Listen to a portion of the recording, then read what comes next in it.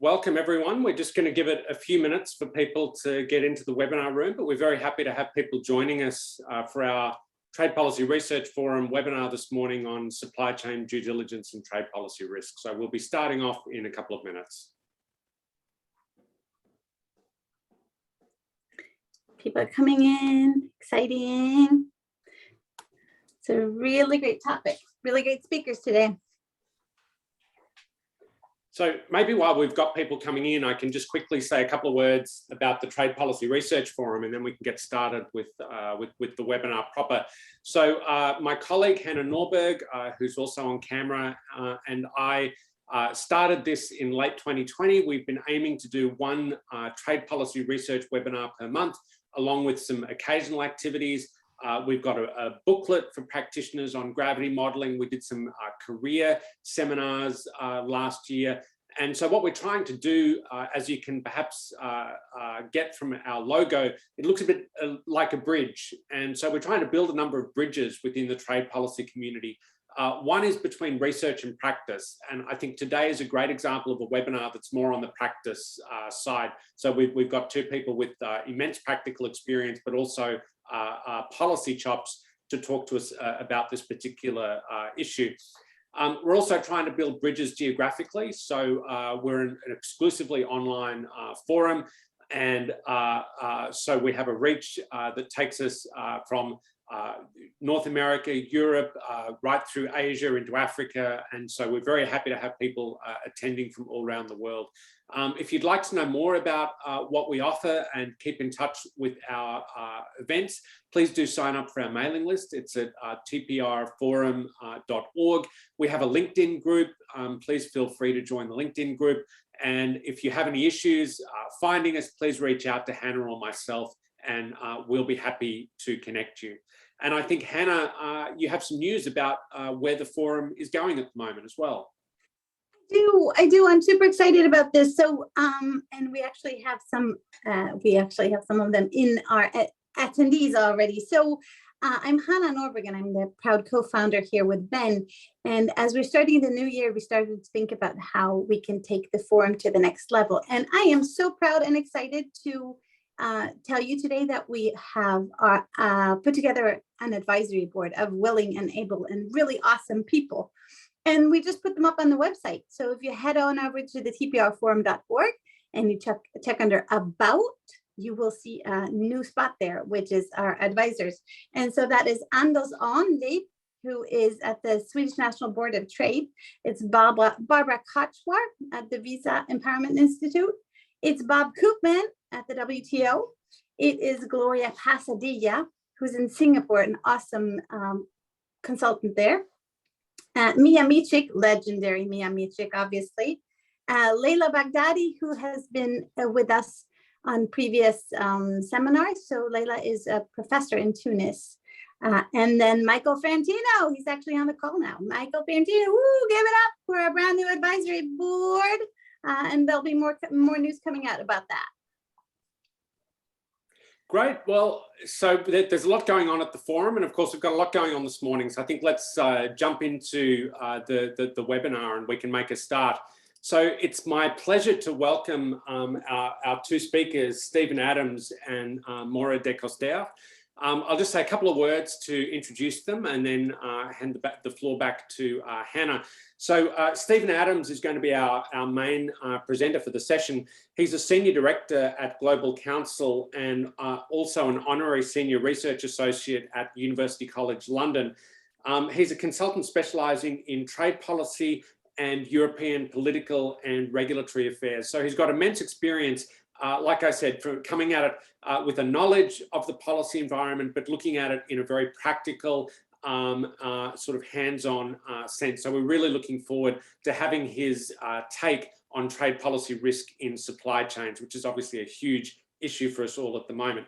Then we'll have some discussion comments from Maura Décosterd. She's a senior legal advisor at MME Law Firm in Zurich. And prior to that, she was in global trade advisory at Deloitte. So again, she's also got a policy background, having worked in Asia in particular on trade policy issues. but also this very practical practitioner perspective of what's actually going on in supply chains. So we're really looking forward to having both of our experts share their knowledge and views today. And with that, I'll hand back to Hannah to kick off the webinar.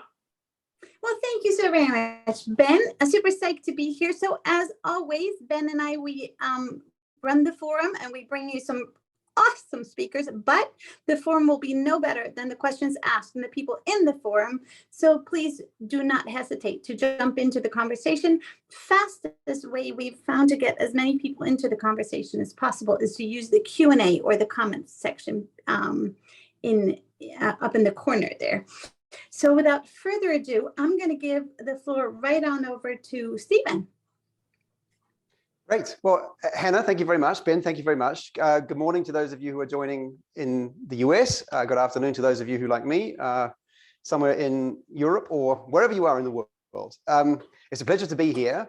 As Ben said, by way of introduction, maybe this is going to be slightly different in that I'm not going to present to you a piece of research. I'm not a researcher, although I do work through UCL largely as a trainer for trade negotiators and trade policy makers. Instead, I'm going to tell you a little bit about what I think has been a really important shift in the market that I work in, which is essentially in due diligence, and in particularly in supply chain due diligence, because the last 5 years has seen a real shift in that market. And obviously, there's nothing particularly new about supply chain due diligence. Companies have been doing due diligence on their supply chains for as long as we've had supply chains, and part of the business of managing a supply chain is understanding the points of risk, the points of efficiency optimization that exist in any supply chain. So I'm not suggesting that what I'm going to be describing to you today is a radically new thing, but something has definitely happened in the part of the market that I work in that I think is worth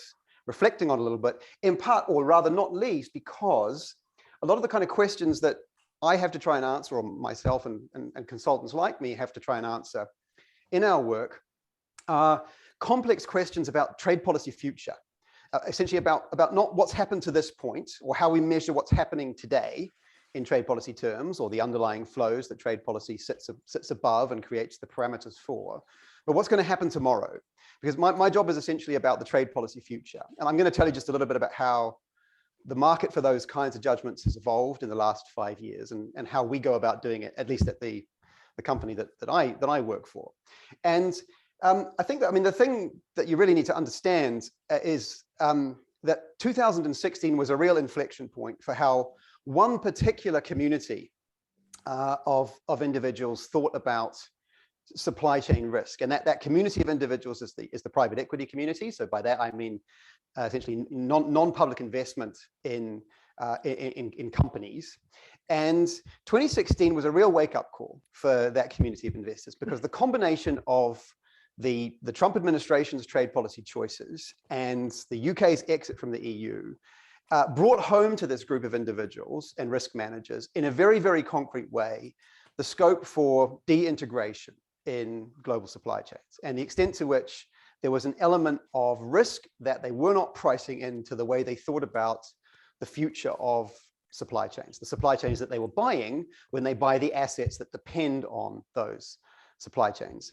And that meant that there was a sudden growth, essentially, in the demand for individuals who were able, willing to make educated judgments about the extent to which supply chain risk, not as it's manifested by supplier reliance, supplier reliability, or even market-driven questions like exchange rates, but the extent to which risk in supply chains that was a function of the policy choices that policymakers make was in the price. Whether a group of investors are buying an asset and want to understand the extent to which they are pricing supply chain risk, or selling an asset and need to be able to explain to a prospective buyer why that supply chain risk is in the price that they are, or is adequately priced or appropriately priced in the asset they're trying to sell.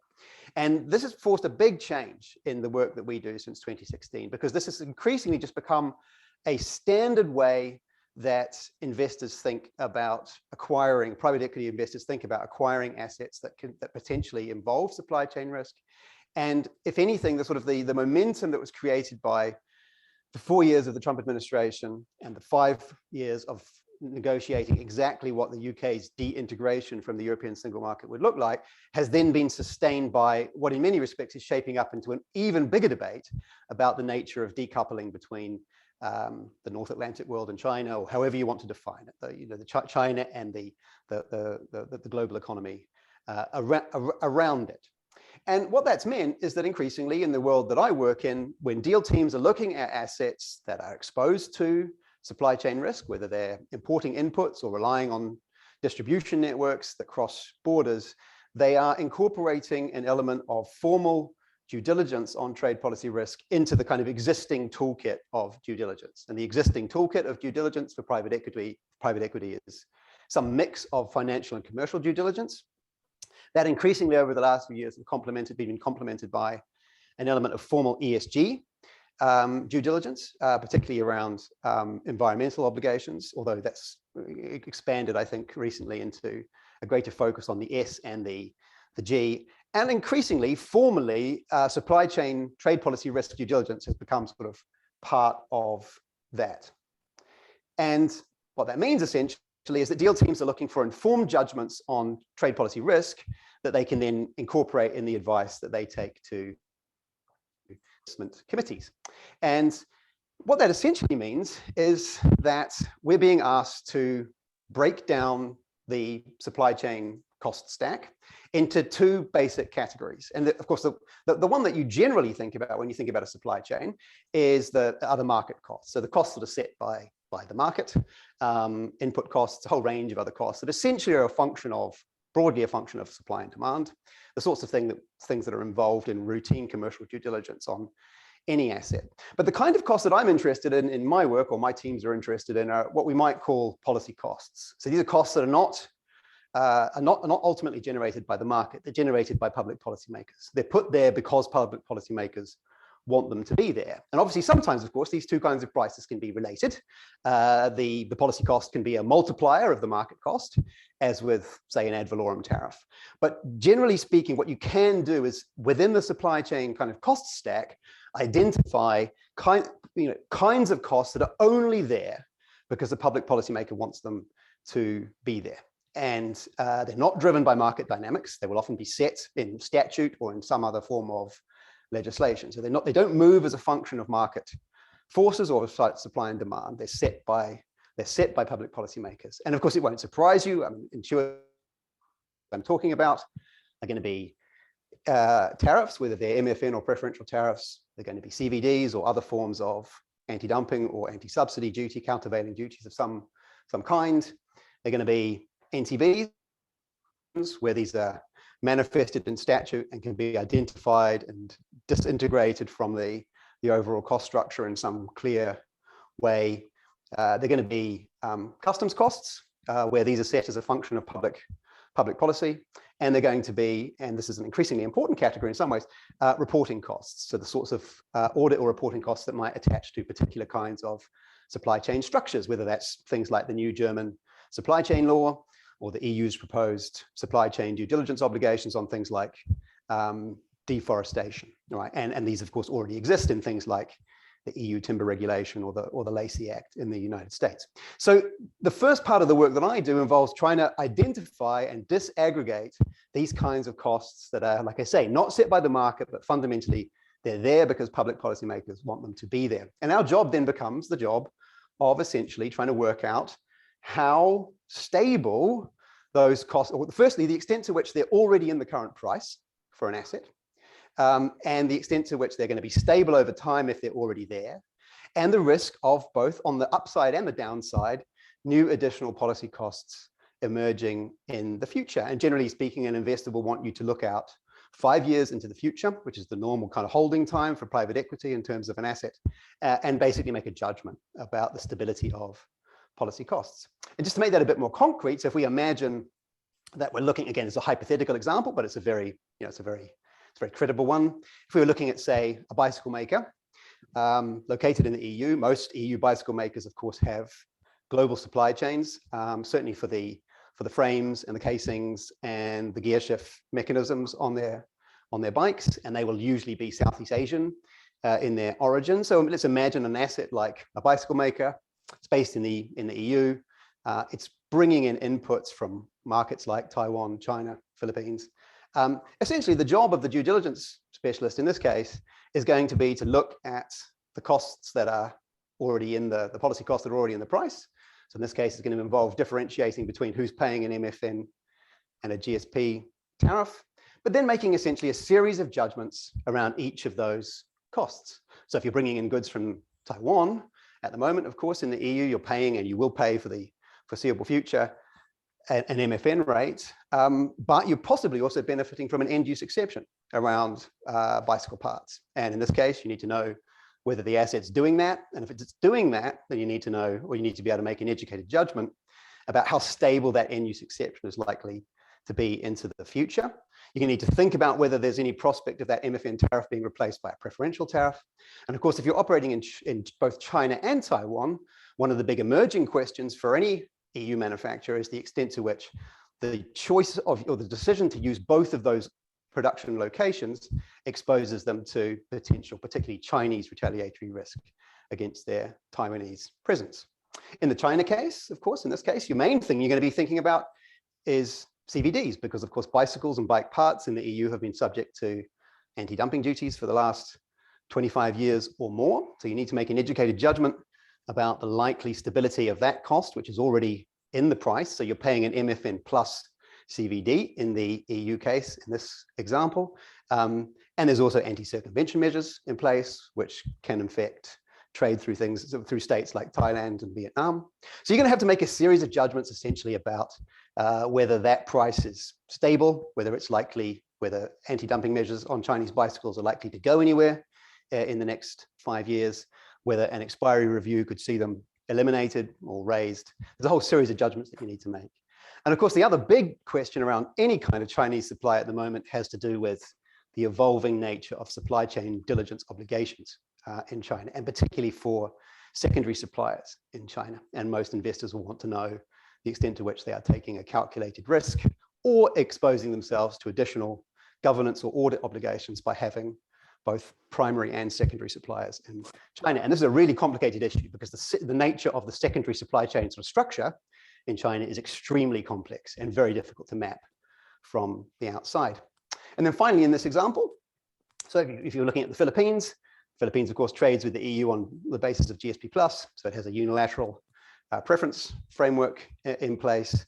The questions you're going to be looking at here, given events in Philippines over the last 5 years, is how stable that GSP+ accreditation is. The European Parliament has been calling for the withdrawal of elements of GSP+.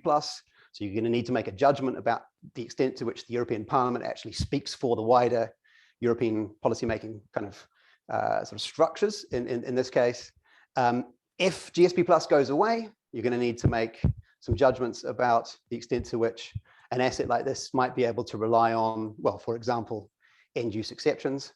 And you need to make a judgment about the extent to which it's likely that an MFN or a GSP+ framework for the Philippines is replaced in the EU by a preferential framework in the next 3 to 5 years. So as you can see, if you look at if you look at even a relatively simple, and obviously I've simplified the supply chain radically just to make the point, but even if you look at a relatively simple supply chain of this kind, there's a whole series of essentially educated or informed judgments that you need to make about the trade policy future. You've identified a series of policy costs, some of which are in the price, some of which are potentially in the price, some of which are a question of upside risk, some of which are a question of downside risk. And the nature of producing a piece of due diligence on an asset like this is essentially making a series of informed judgments about what's going to happen next. And in some ways, of course, I think that's what makes my work or the work of my teams particularly interesting, because we are trying to make judgments about what is inherently uncertain, which is the trade policy future. And sometimes you can invoke elements of path dependency in policy. But one of the big challenges, of course, of the last three or four years has been that it's forced us to recognize the scope for really truly disruptive change in trade policy approaches. And I mean, of course, if we step back, we can often see how these big disruptive or disjunctive changes have been foreshadowed in some ways. But of course, that doesn't change the fact that when they've manifested themselves, they've often been very disruptive from a commercial point of view. So my work is largely about essentially trying to think your way through those kinds of judgments about the trade policy future. I mean, what's really interesting, of course, about it is that it requires you to see trade, as we should all see trade policy, as a function of the political economy. And you can't treat trade policy in isolation from the politics that surrounds it. And supply chains, of course, are buffeted by those political economy realities every day and over time. And doing a piece of due diligence on a supply chain structure essentially requires you to make judgments about the politics of trade, as well as some of the practicalities of the sorts of frameworks that I've just been describing. And the other thing that's interesting about it, of course, is that it forces you to be able to move from the micro, the end use exception for the bicycle part that's applied to imports from Taiwan or Thailand, to the really, really big questions that are going to define the next decade in terms of supply chain due diligence. Above all, and without wanting to put too fine a point on it, the question or the place of China in the supply chains of Southern Oceania or the North Atlantic world. So to be able to do this kind of work, you have to be able to move from those tiny technical questions to in many ways, some of the biggest questions that we confront as trade policy experts, trying to project our expertise into the future. So that's my 15 minutes. I'll leave it there, but obviously I'm, of course, delighted to talk about some of these themes further, unpack it a bit further, and take questions after Maura has given her view.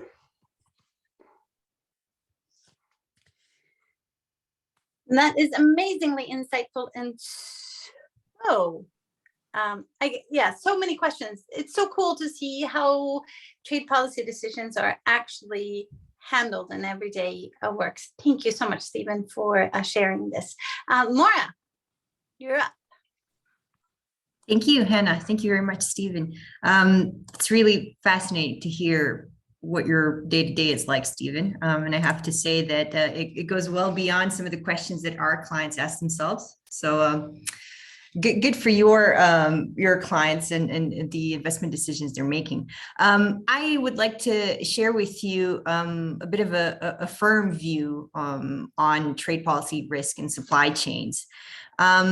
And as we all know, the premise of global supply chains was really that production, investment, and sourcing was going to be relatively easy or relatively liberalized. And in the words of Francis Fukuyama, we could think of an end of history assumption, that at the end of the Uruguay round, with all the tariffs going down, a lot of work on non-tariff barriers could have possibly secured a future where global supply chains would be seamless. We all know that we haven't reached that point, so that the end point of evolution or the universalization of liberalism, we're actually backtracking. And recent trade policy history, or actually really current events, if we want to think about that, have proven that thesis wrong, because the underlying factors that really affect the way companies invest and the way supply chains work have proven volatile. By definition, as Stephen pointed out as well, supply chains operate in an environment that's shaped by trade policy. And trade policy is shaped by really foreign policy in some instances. Now, the trade-related issues that we all have to factor in, especially in the work that I do with my colleagues here, are sanctions, export controls, obviously tariff fluctuation volatility, but actually the overhaul of FTAs as well. In addition to that, we're also looking at underlying challenges like diminishing cost arbitrage, social values, ESG considerations, the cost of business interruptions like natural catastrophes, and the new or recent technologies that truly affect the way trade works and consumption happens. Now, how do these firms that I work with respond to trade policy-induced stressors? They try to be efficient and to secure operational continuity. And as Stephen pointed out, this actually means potentially diversification.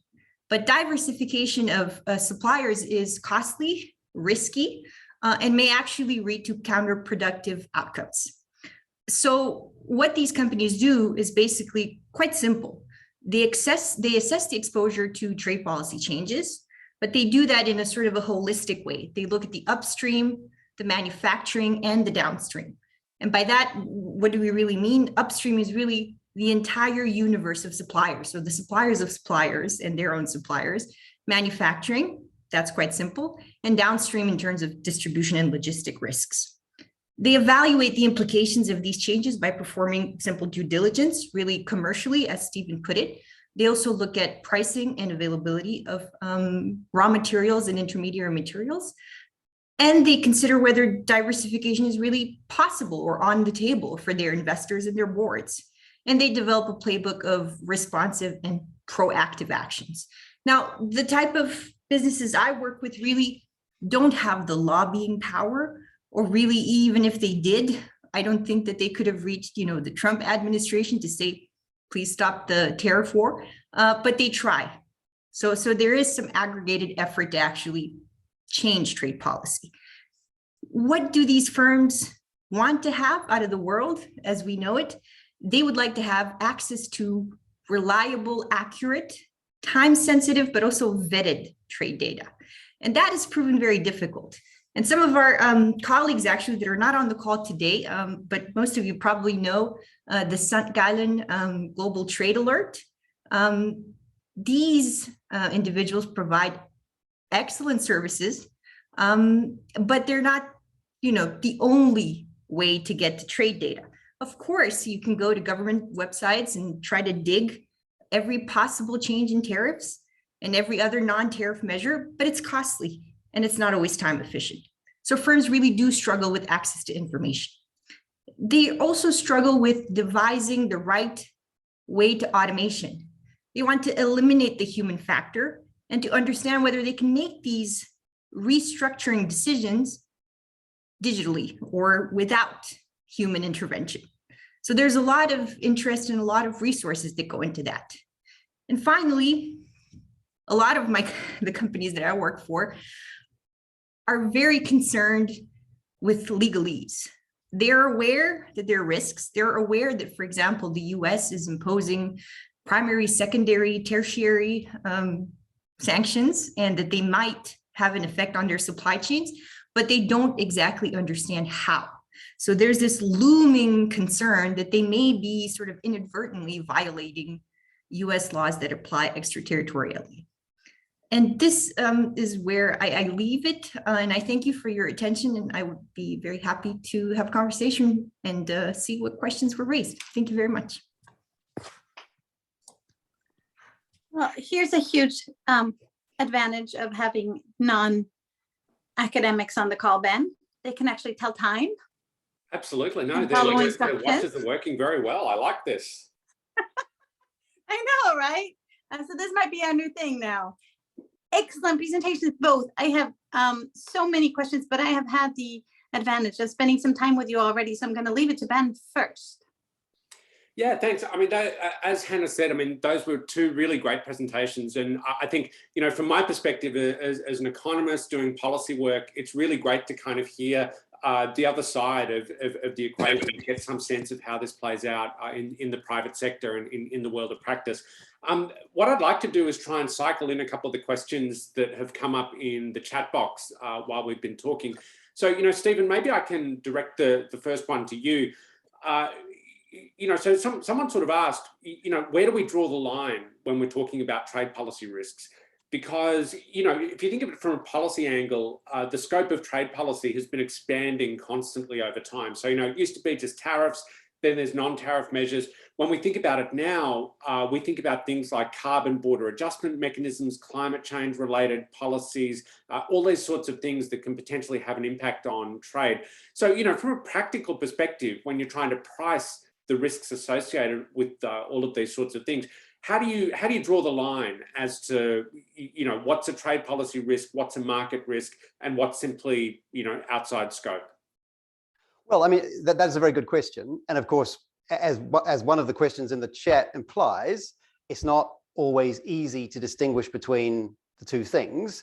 Broadly speaking, you can identify a policy cost because it will be in some way essentially separate from the kind of core dynamics of supply and demand. Can I just check people can hear me? I'm a bit worried that Zoom has crashed on me.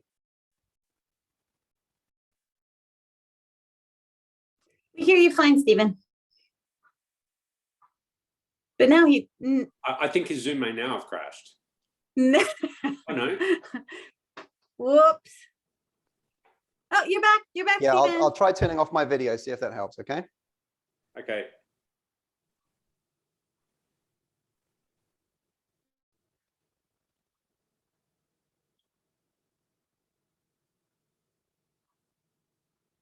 We can still see you. Yeah, Which is great. if I speak, can you hear me? Yes.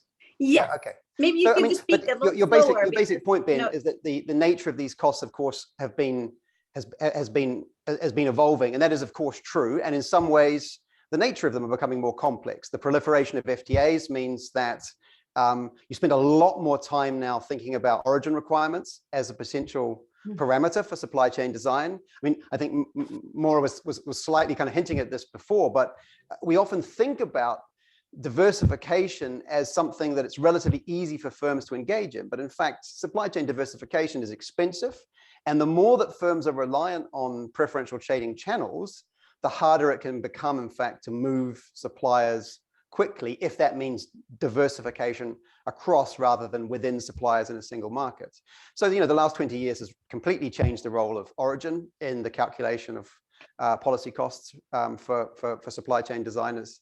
And as you say, there's a whole range of new costs around, well, both behind the border, if you're working in services. Most of what I described this morning has been the kinds of things you think about when you're thinking about a good supply chain. But of course, there's a whole separate set of questions that that apply when you're looking at an asset in the services sector.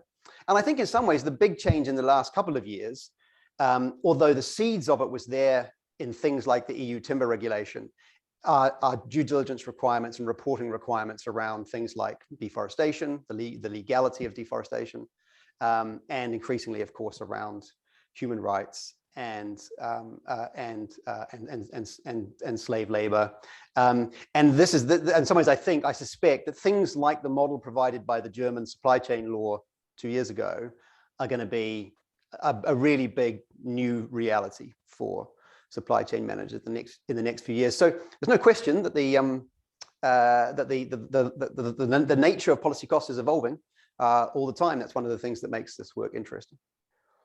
Indeed, and maybe just to pick up on that, if I can turn it around and ask both of you a question, given that one thing we want to do here is sort of build a bridge between what's going on in practice and what's going on in research. When I look at the research on trade policy uncertainty, there's some great stuff out there, but it's all about tariffs.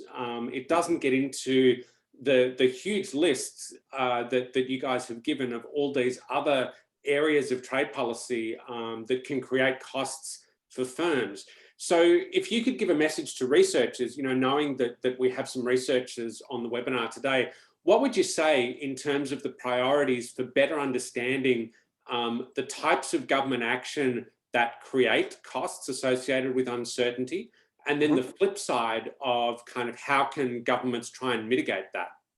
So, well, I think, yeah. Sorry, if I can jump in first, that immediately resonates with me, in part because so much of the time that I spend training trade negotiators is essentially working on the question of how do you price the draining of water by an FTA. So how do you price the value of guarantees of conditions that are already provided on the ground?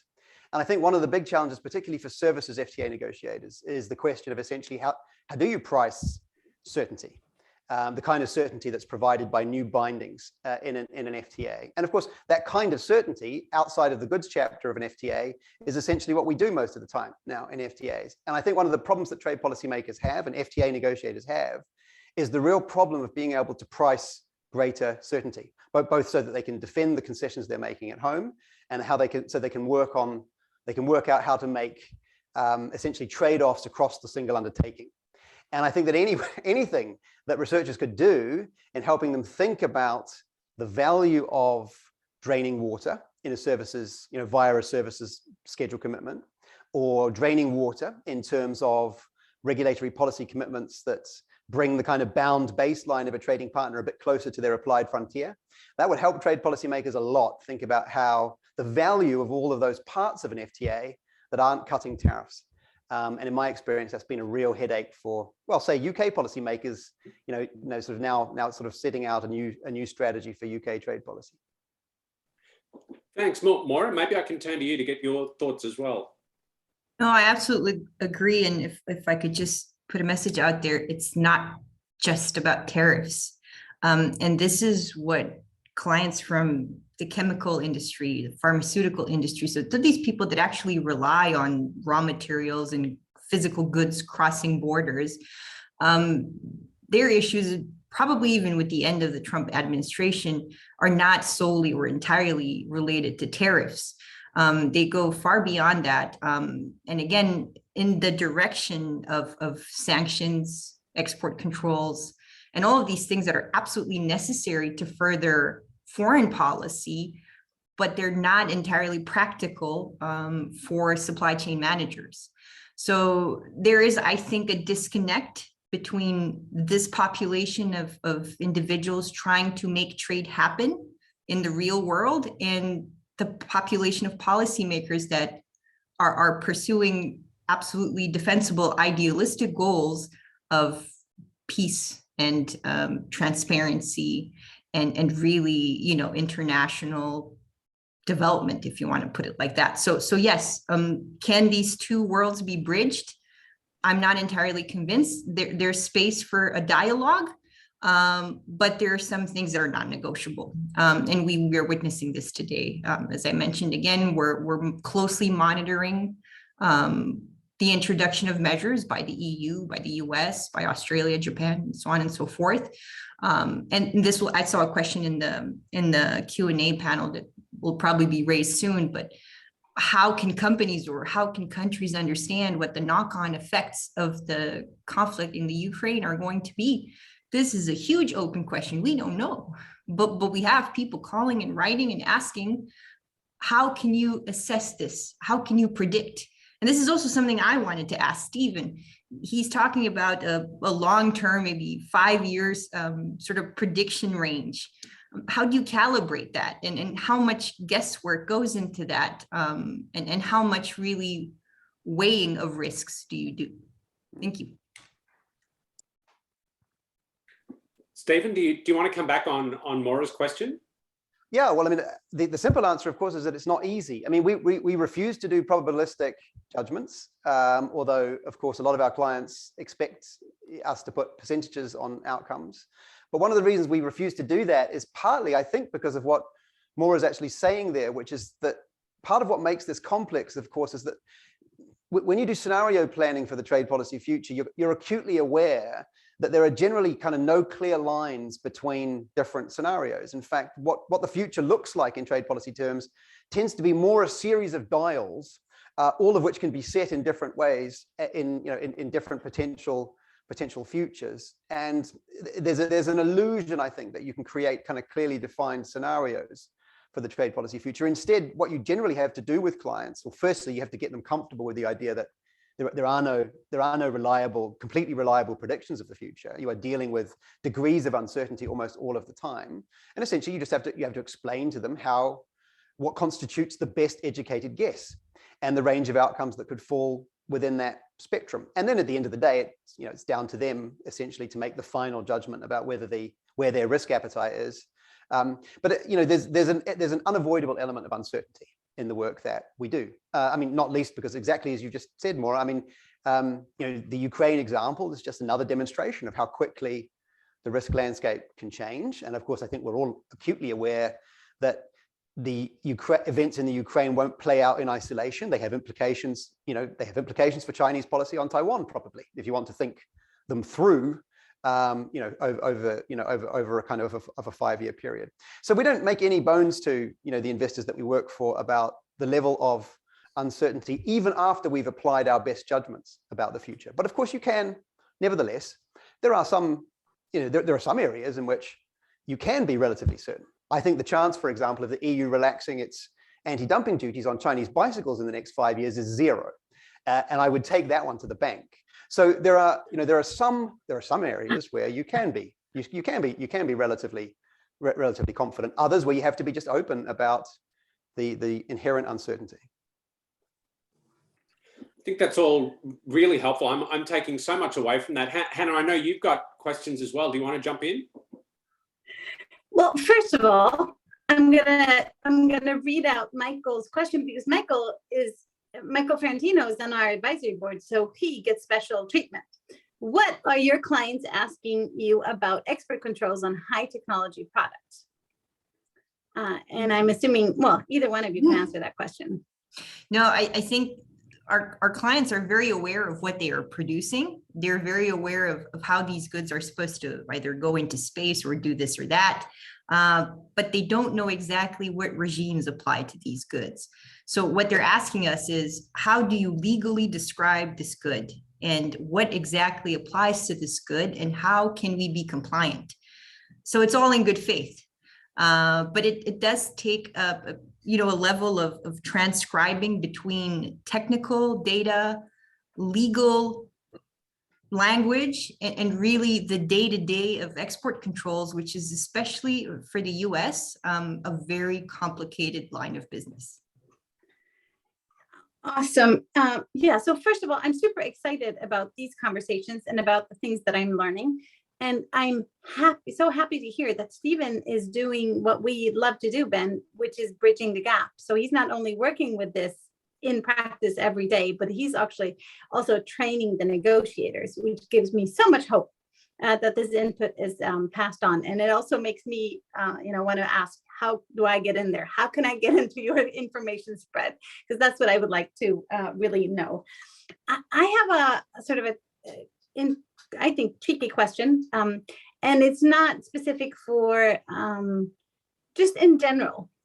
I would like to know, Stephen, I think this question is for you. So when you're looking at these costs, right, supply chain costs, you have the market costs and you have the policy costs.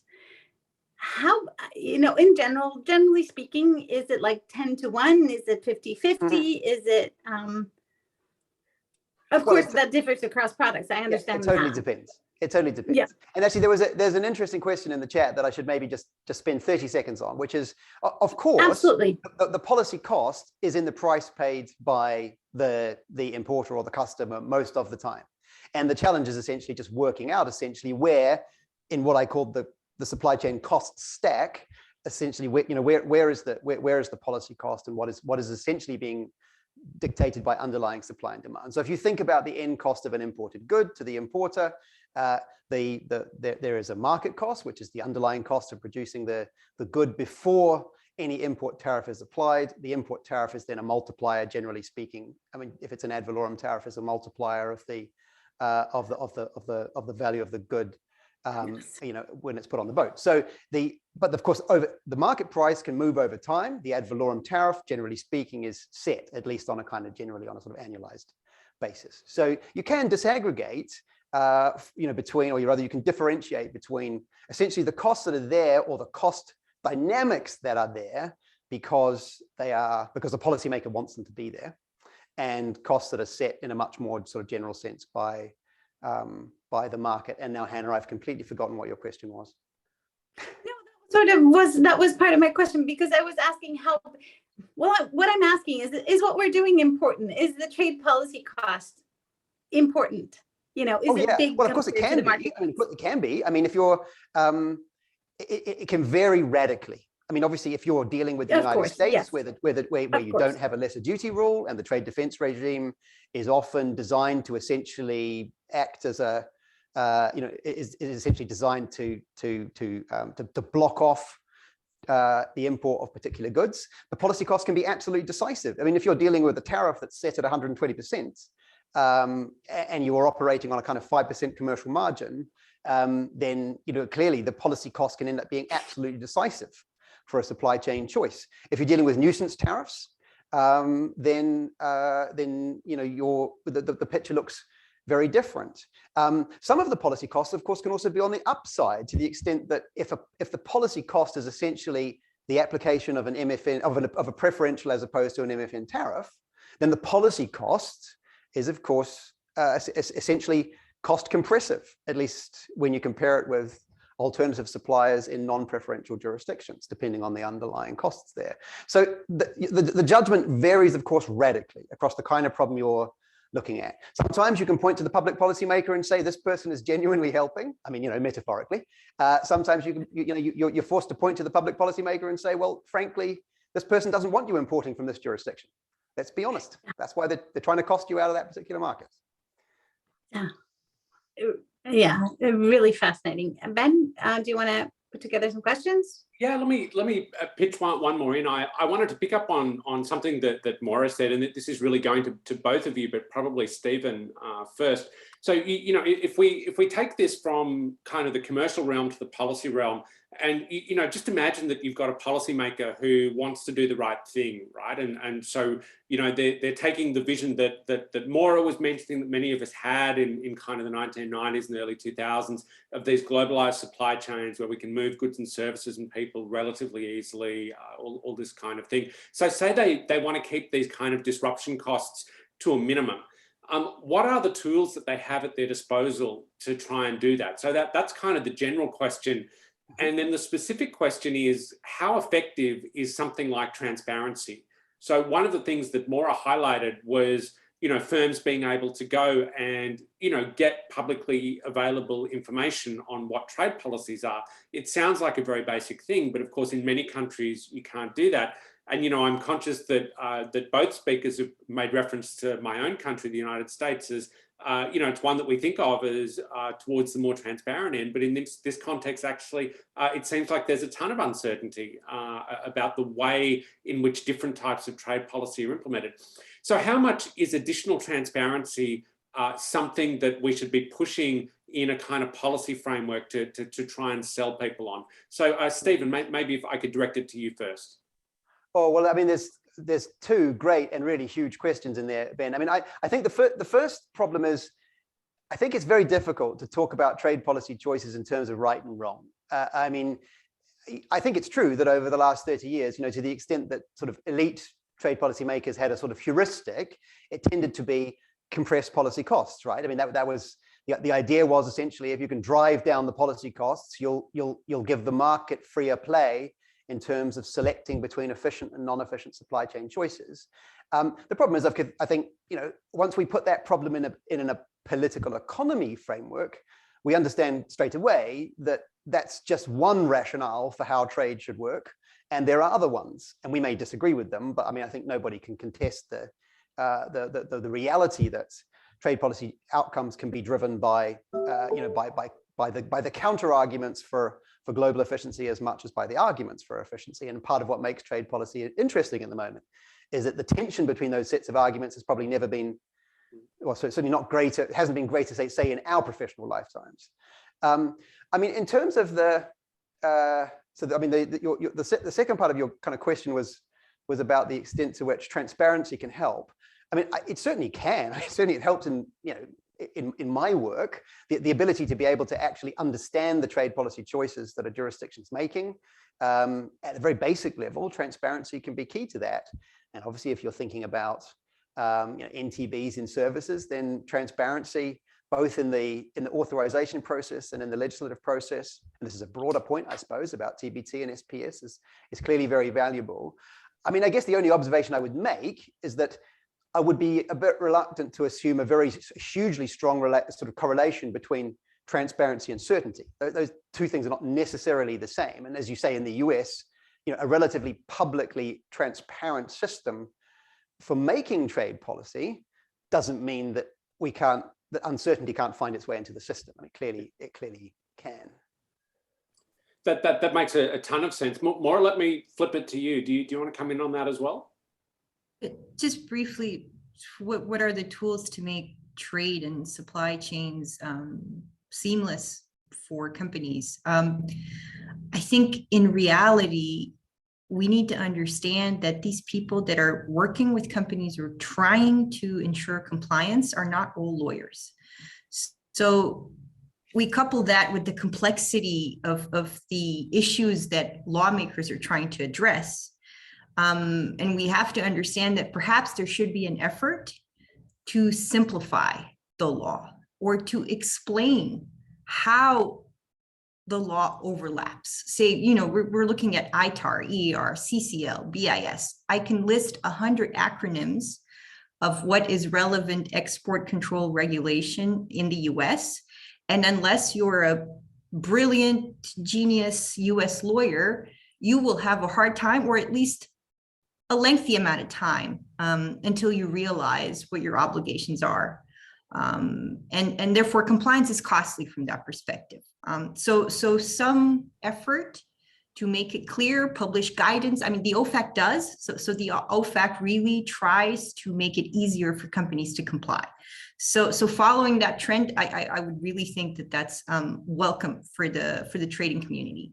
And B, transparency and how important is that? I can quickly cite a project that Ben and I were involved with, where we worked on regulation Rwanda. And I have to say, the fact that most of the laws were published in English, the fact that modifications of these laws were published as soon as possible really made our lives very, very easy.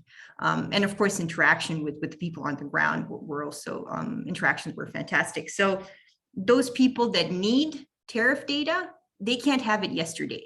So they can't expect that governments are going to say, tomorrow I expect to modify the trade on bolts, the tariff on bolts by this %. But if the day of, there is a consolidated website where in English, anybody with a reasonable amount of understanding of trade can tell that a change is coming, I think if that's possible, then we already, we're one step ahead in this compliance game. Thank you. Yeah, those are both really interesting takes. I mean, for me as a kind of researcher and someone in the policy space, I mean, one thing I'm taking away is that some of the transparency efforts that we have globally. So if you think of the trade facilitation agreement, for example, there's a whole bunch of sort of transparency obligations there, creation of trade information portals and all that sort of thing. And, you know, the message I'm taking away is that, you know, that's a good start, but don't think that it finishes there. And I think that's a good message for people to take away generally about WTO obligations, that they give you a good place to start in terms of, you know, how to structure the factors that you take into account when you're changing a non-tariff measure, these sorts of things, a TPT or an SPS measure. You know, so it's got guidance on this. But of course, if you really want to do something about trying to avoid the kinds of disruptions I think we've been talking about, then you do have to go a whole lot further. So I think that's a great thing to be able to take away. Hannah, do you want to follow up? Yeah, I have a quick question, and then I'm going to let, because we're also running out of time, but my question is this, for policymakers, so you're working with firms that are big enough to be able to hire people to help them. But in trade policy, we're talking a lot about SMEs. And so for a policymaker who's listening in here, they're getting your really valuable advice on what to do for big firms. But what would be your biggest takeaway for them to be able to help use trade policy to help SMEs? Well, I mean, I would actually say, of course, I mean, it is true that a lot of the time we are working for very large companies, but actually, of course, a lot of the time we're working for investors in relatively small companies. And the reason they spend the money is because they are at that acute moment when they have to make a judgment about what an asset is worth. And I think actually one of the things policymakers could recognize is that actually private equity, particularly the kind of mid-cap market or the mid-market sort of segment of private equity, who will often be buying firms at the top end of the SME market, is actually potentially quite a good way, engaging with private equity is quite a good way of thinking about how you improve the governance of those companies in terms of their understanding of trade policy risk. Because one of the things that, I mean, one quite valuable things I think that a private equity buyer will do, and we can argue forever about private equity, but one of the things they do, of course, is that they encourage the management teams of the companies they buy to be alert to risk and opportunity. And if you've been bought by a private equity team who've had to think about your supply chain risk structure, then that becomes quite a valuable moment for the management team of an SME to actually think about whether they could do anything better, whether they could hedge themselves against risk in any particular ways. So I think actually, you know, one of the potential things that public policymakers could do is to engage with the people who buy and sell small companies, small trading companies, as a way of informing them better about risk, so that when they make those selling and buying decisions, if you like, the kind of that risk awareness is spilling over into the companies themselves. Never thought about that. That's a really good point. Maura, do you have anything to close this off with? Just another quick note. Yes, we are all consultants. We're all hired to do what we do. And there is another way. And Switzerland is a good example for that. They take care of their SMEs and they help their SMEs to understand WTO law, to understand customs law, to understand what the risks are of investing abroad or supplying shoelaces from Vietnam. So this, I think, means that the government also has a role to play in disambiguating international law and national law for SMEs. And yes, that sounds like advice for free, but there are brilliant people working on this here, and I'm sure in other countries, but I think that's also a way to go forward in helping SMEs. Excellent. Stina, what would you like to, what is the thing that you would like all of us to, remember from this conversation? Oh, I mean, I guess that there is one of the big challenges we always have, I think, trade policy professionals is the challenge of being able to think about not just the trade policy present, but the trade policy future. And this is going to be a decade, I think, of considerable change in the way we think about the structure of the global economy. I think a lot of firms have not really understood the way that the relationship between China and the North Atlantic world is going to play out in terms of supply chain choices. And we do need to be prepared, I think, for a rising level of uncertainty and a rising level of volatility. And I think a lot of companies are only just starting to wake up to that. I think the next 20 years are going to look very different from the previous 20 years in terms of supply chain structures and the prerogatives of firms to define their supply chain structures in the way they want. I think that world is very quickly disappearing. And that's what's going to make the next couple of decades challenging and interesting, I suspect, whether you're in the commercial sector or a public policymaker. Thank you so much, both of you, for some really fascinating insights and so much information, so much to take away. Question for the people who are in the forum who are asking questions and will come up with new questions. We will post this recording and your presentations on the website. Is it all right for people to reach out to you, Maura and Stephen, on LinkedIn? We have a group on LinkedIn where we have about 1,000 people having conversations. And so, but it's also okay for them to link up to you and if they have any further conversations to be had. Is that all right? Yes, sir. That's fine. That's fine by me. Or you can find me through my company website. Yeah. All right, excellent. Well, so thank you so very, very much. Just before I let everyone go, I'm going to let you know that our next webinar is coming up on March 24th, and we are super excited to be talking about industrial policy, which is sort of the other side of the coin, how to use trade policy for not good, maybe. And so keep an eye out for that and keep the conversations going. So March 24th, we'll see you back. And until then, keep the conversation in the LinkedIn group, hook up with us on Twitter, and amazing insights. Thank you so very much for being here, Maura and Stephen. I really, really, really appreciate it. And I know a lot of people do too. So thank you. And have a great day. Thank you for having us. Pushing the button now. Thank you.